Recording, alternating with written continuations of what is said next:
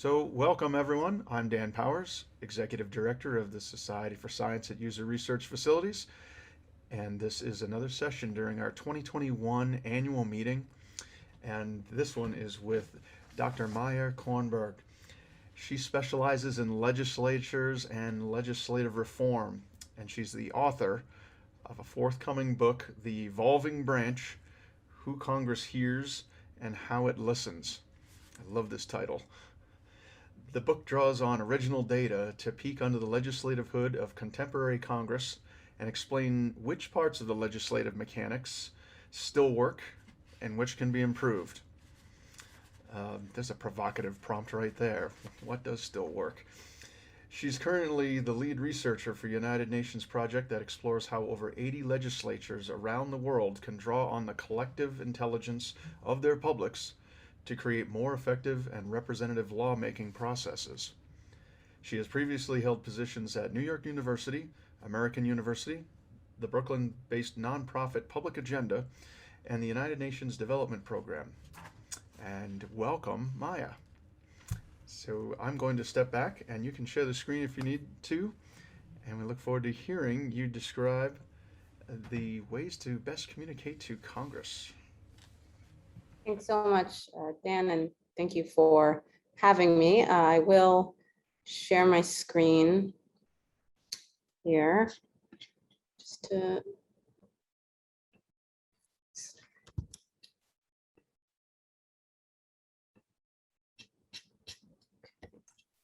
Oh, and Maya, this is Dan. I'm jumping in, telling everyone in the right upper hand corner of your Zoom screen, you can click on the little word view. And if you choose speaker view, that tends to ensure that Maya's presentation and speaker is emphasized and speakers are minimized in smaller boxes. Thanks, Maya. Yeah, and does everyone see the slideshow? Can you see it, Dan? Yes, we do. Okay, great. Okay, so I'll get started. So thanks, Dan, and as you said, my name is Maya, and I'm here to talk today about some of my research about how we can better communicate science to Congress so that it can appreciate, celebrate, and ultimately fund and effectively regulate American science. And I'll be doing two things in the presentation today. I'll be talking about original research that I've conducted on how academics communicate with Congress and what challenges they face in doing so. And I'll be suggesting strategies based on that research on how to improve communication of science to politicians. And all of the research that I will be presenting today is drawn from my forthcoming book, The Evolving Branch. And that book is set for publication with Columbia University Press later in 2022. The book is really couched in this narrative that we all have heard, that Congress is not working, it is not passing laws, it is not spending time legislating, and it seems to be consistently embroiled in different partisan battles. And so within this context, the book does peek under the legislative hood to look at which parts of the mechanics still work. And it does so by exploring congressional committees as the legislative concourse leading up to bill passage. It looks at who Congress hears in committees and how Congress listens, and ultimately explores these questions of whether or not this process still forms a space for Congress to learn and deliberate, and if so, under what circumstances. And the book draws on a large body of data, 1,400 transcripts of witness testimony from 456 hearings over the course of 5 congressional terms, drawn from a sample of 8 committees. This sample, which is listed on the right, was selected as a representative sample based on parameters that I expand upon in greater detail in the book. And the presentation today will be presenting just a small sliver exclusively drawn from my research on the House Science Committee. So if you're interested in any of the other policy debates reflected in the policy areas of the committees listed here, that's also in the book. But today I'll be talking about what we can learn from my research on the Science Committee about how science is communicated to Congress. And the research also draws on a lot of interviews with members of Congress, with personal and committee staff, with witnesses, including scientists from different scientific fields and other relevant actors such as lobbyists. I also collected data on the professional backgrounds of the witnesses who come to testify. So with that in mind, the first thing that I'll be talking about today is how science is communicated. So I will not be talking about what people say when they talk about science. The researchers presenting their work are the ones blazing the trail in their field, and they know better than anyone else the substance. But what my research shows is that how they say something matters just as much as what they're saying, in terms of the tone, in terms of the structure, in terms of the style with which something is delivered when they're trying to convince members of Congress of the importance of their work. And so just to set the scene here, this is a subset of my data on the professional sectors of the witnesses. So this is for the 114th Congress, just one term, just 3 committees from my sample to give you a sense. And you see these pie charts are a breakdown of the professional sectors of the witnesses who came to testify during that congressional term. There's 2 things that are of note here. First of all, we see from this that there is a large variation in the professional sector based on the policy specialization of that specific committee. Here we have the House Science Committee, the House Veterans Affairs Committee, and the Senate Commerce Committee. You see that the Senate Commerce Committee hears from a large chunk of private sector witnesses. The Veterans Affairs Committee is hearing from a lot of current or former military personnel or members of the Department of Veterans Affairs. And the House Science Committee, nearly a quarter of their witnesses come from the academic world. And this is even more notable in light of the fact that this is the highest proportion of academics coming to speak to any of the committees in my sample. So here I'm just showing 3 of them, but this is by far and away the highest number from any of the committees in terms of the proportion of witnesses that are coming from academia. And so with that in mind, one of the things that I did was to look at the language that the witnesses who are coming to testify use. And I used the dictionary method. So the dictionary method looks for the incidence of certain words that we already know based on linguistic and psychological research convey certain tones. In this instance, I was looking for words that convey certainty.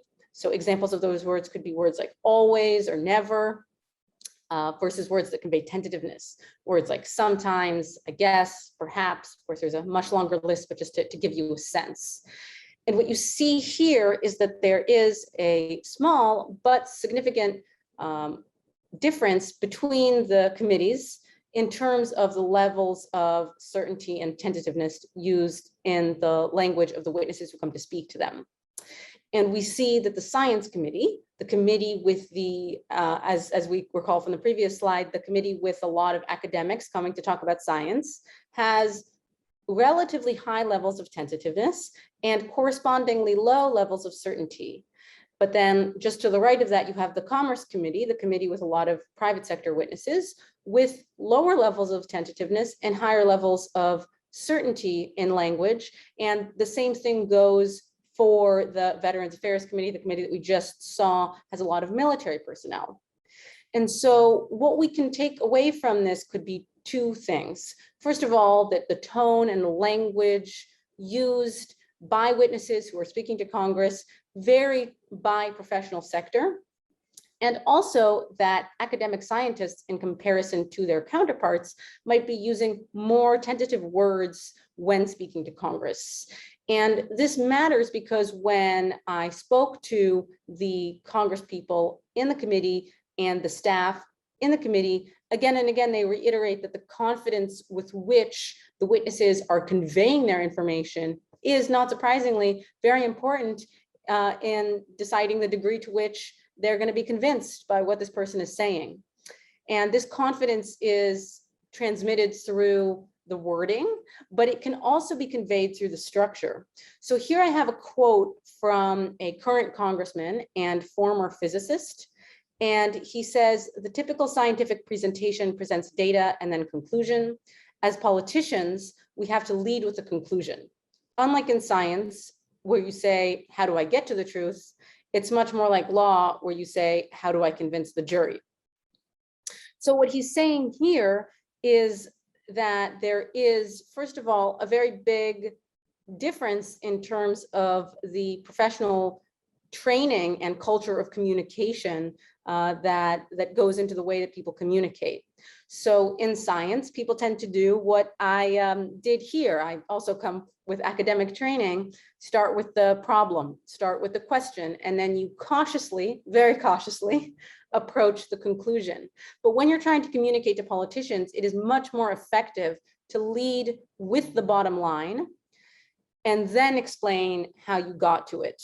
And that might not be the way that scientists are used to speaking in the way that they give presentations, but it is the way that is most effective in convincing the committee members and the other members of Congress that they might be speaking to.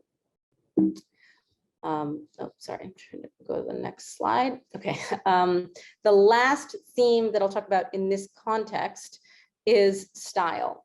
So the quote that I have here is from a longtime House Science Committee staffer. And I asked her over her years of service in the committee. She was with the committee for over a decade. She has also held positions at the National Science Foundation and has worked very closely on science policy issues. And I asked her over her years of service, who were the witnesses who stood out to her? And she said that it was witnesses who answer questions directly and speak to you like a human.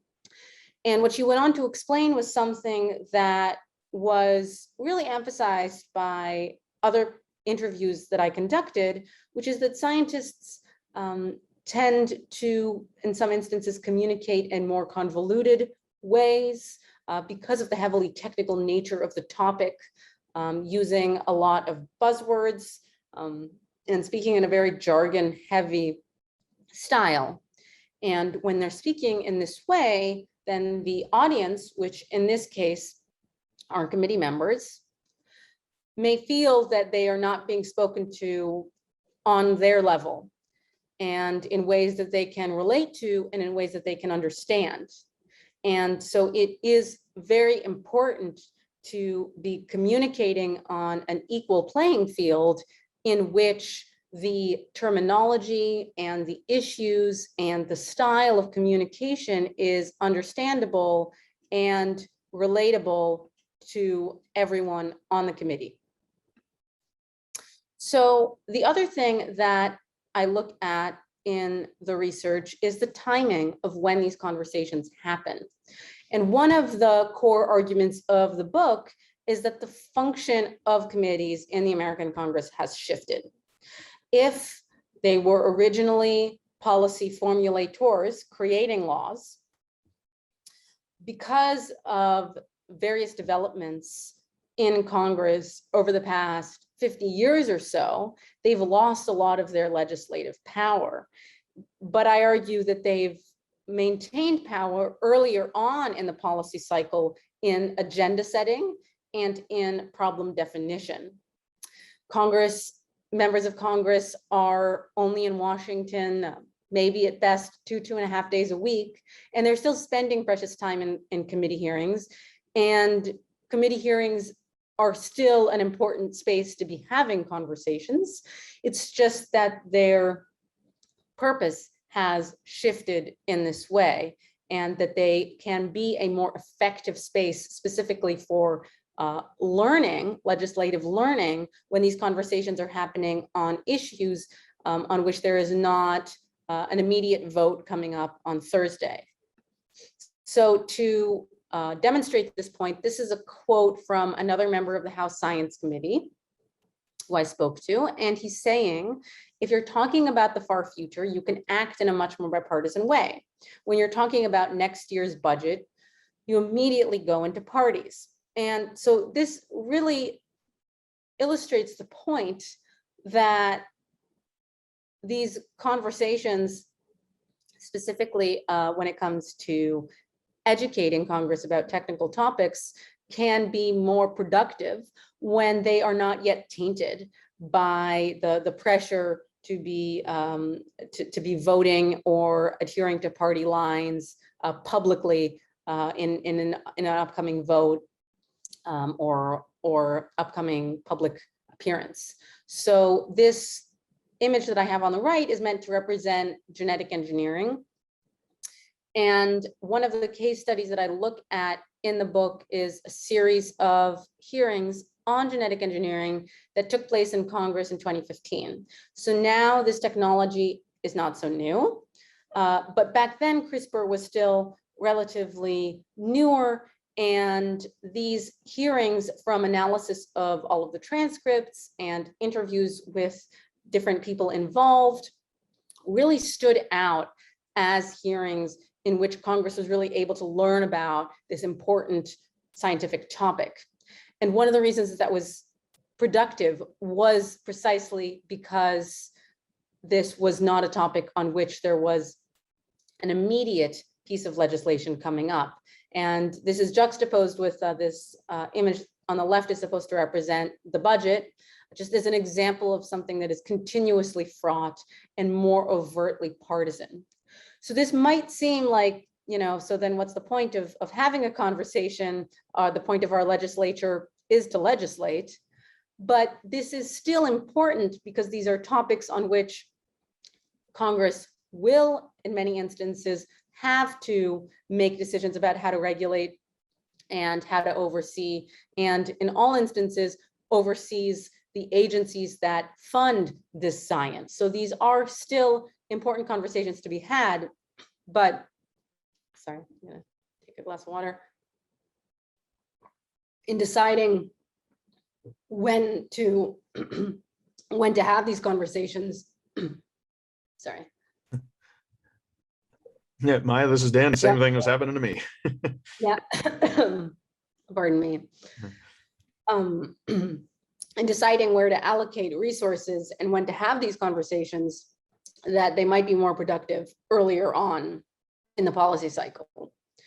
So to reiterate three major themes that I talked about today, first of all, the communication does vary a lot by professional sector of the witnesses coming to speak, and that scientists may tend to use more tentative wording, more cautious framing and structure, and more convoluted styles when compared to their counterparts from other sectors.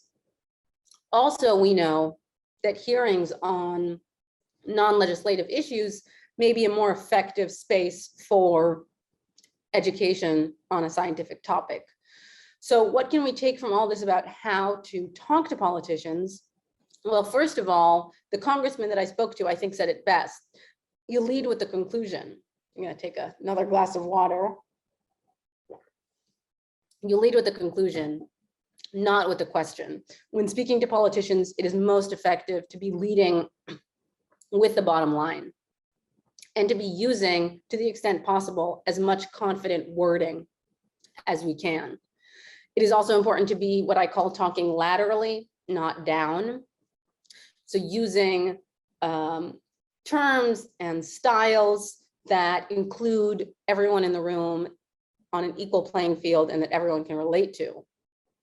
And also that the timing of these conversations matters in terms of the extent to which this has already been tainted by partisan issues and partisan battles in the context of the current Congress and the current political scene. And I'll end with a note on what this means for the way in which we train scientists. And when I spoke to the scientists who came to testify before Congress, a lot of them talked about feeling very ill-prepared and in some instances even overwhelmed and blindsided by what awaited them in these hearings. And that was very different from witnesses who came from other sectors who had extensive preparation with, in many instances, lobbyists. In some instances, these lobbyists are actually former committee staffers who know a lot about the individuals involved and the culture of the committee. And these witnesses get, in some instances, murder board prep which is kind of like preparation for a trial where you're grilling someone with questions. This is a quote from an auto industry lobbyist that I spoke to. And he was talking about his preparation of witnesses for hearings in the Senate Commerce Committee, saying you want to make sure the witnesses won't get any curveballs.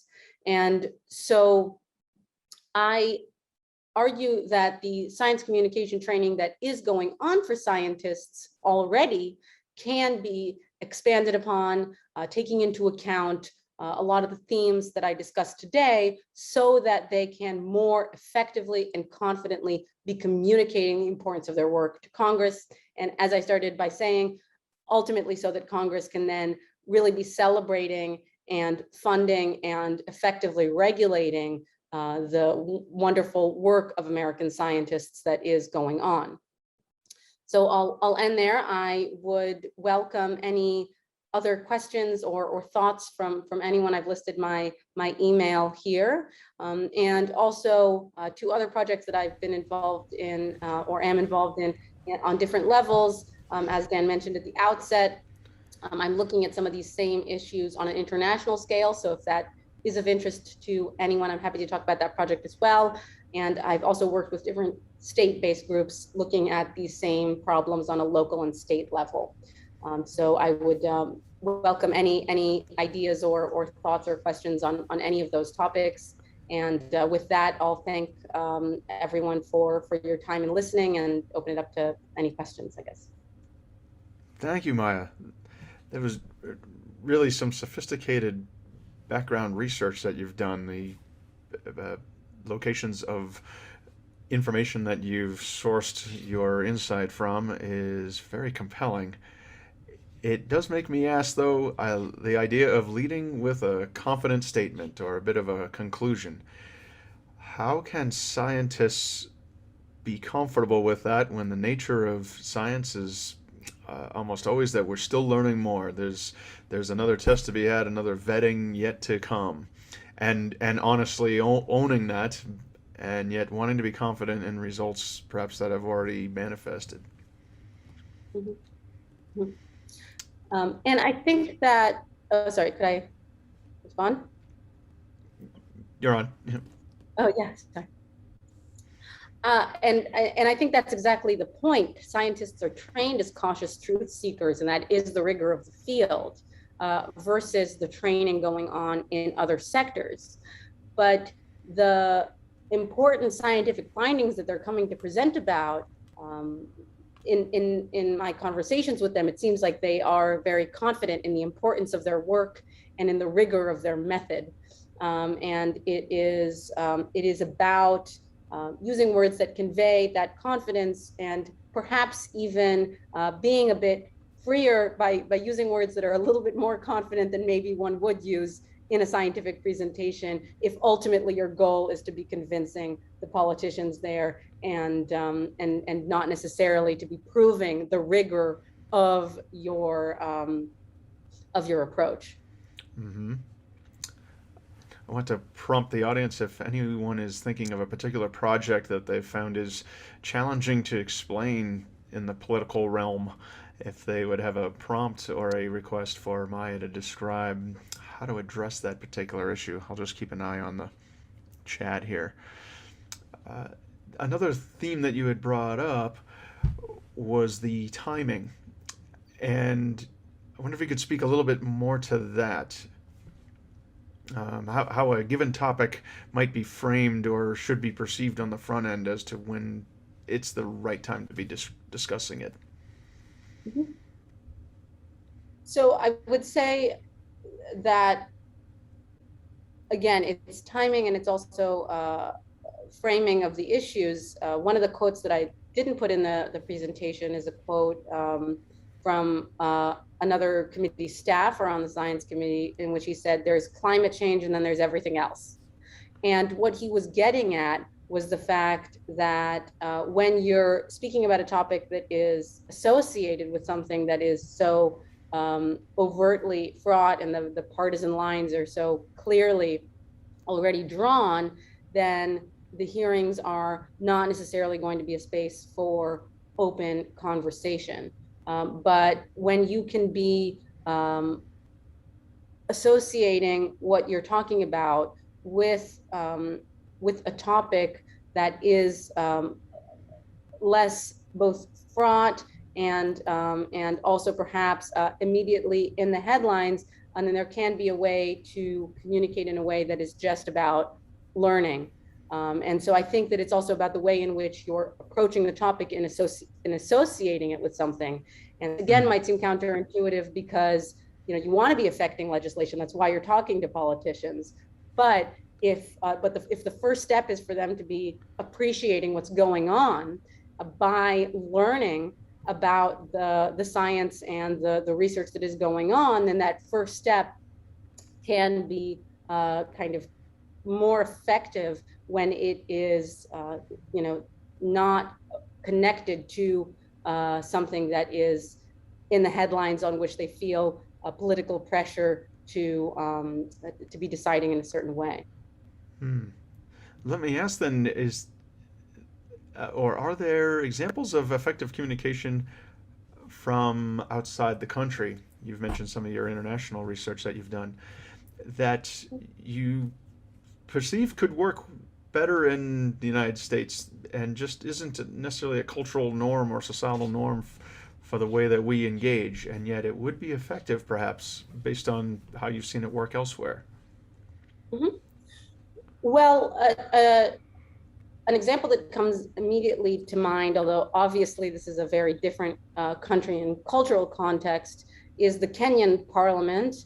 They have kind of regular collaborations with scientists where the scientists come in and give talks just to be educating the members of parliament there. And they do this at local universities, and it is institutionalized. Whereas, in a kind of public setting, Congress does not have that. They have existing things like, caucuses and committees that organize, in some instances, in addition to the formal hearings, some roundtables and listening sessions. But what they don't have is full-time collaborations with scientists. And what's also interesting is that these collaborations, it happens in Kenya, but also in other countries, happen as a result of these long-time personal connections and personal relationships and a lot of mutual respect between the fields. And that's where what I was talking about earlier in terms of just the style and the tonality and the relatability of the conversations that are going on can really help to set the groundwork for something that is longer term. And can bring in more scientists in a more institutionalized way.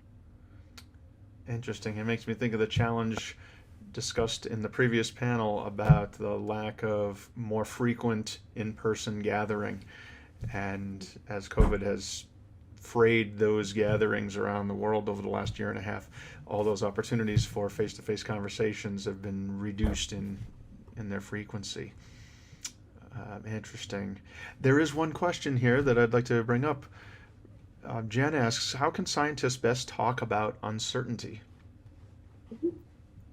It might seem, I guess, like an ironic answer, but the scientists that I think did this in the way that was most convincing were ones that talked about the uncertainty with confidence. So if your goal is to be making some point about the importance of your findings, then the importance of your findings does not discount the fact that there is uncertainty there. It's not that needs to be shied away from, but that what you should be communicating with certainty is whatever bottom line you're trying to convey. And so I think that the level of rigor that science has to go through can actually prove to politicians that we can speak with more certainty because we're aware of all of the quandaries and because we're aware of all of the uncertainty and because the scientific method has already taken that into account. But the bottom line, based on that, whatever argument you're trying to make on whatever issue you're talking about, that is certain for you. And I think that really comes through when people talk about it. So it's not to make it seem that, that we should be not conveying the uncertainty, which is a part and parcel with any scientific inquiry, but rather to be focusing on whatever the bottom line is that you're trying to convey with certainty. All right, thank you for the sophisticated. I think our audience of mostly scientists and other technologists and communicators would take on that complexity as a good challenge and a strategy to address, a strategy to adopt. Well, thank you for your time today, Maya. Then this is the end of our final session for day one, and really appreciate you providing your research and this insight into communication. Can you describe the name of your book again that you're working on that's coming out soon? Yeah, so the name is The Evolving Branch, Who Congress Hears and How It Listens. And that will be out later in 2022 with Columbia University Press. And I would be happy to send more details as they become available. All right, And thank you sure. again for And having also, is your website simply your name? I'm trying to recall from some of the writing that I read of Yes, yours. yes, the website is simply my name, mayakornberg.com. And my email is also just my name. So it's very simple. mayakornberg at gmail.com is also my personal email if you want to get in touch. Great. All right. Well, thank you again for your time. And thanks everybody for spending the day with us through so many sessions. We'll be back again tomorrow at 11 a.m. Eastern with some more sessions. And thank you again for your time. Have a great afternoon.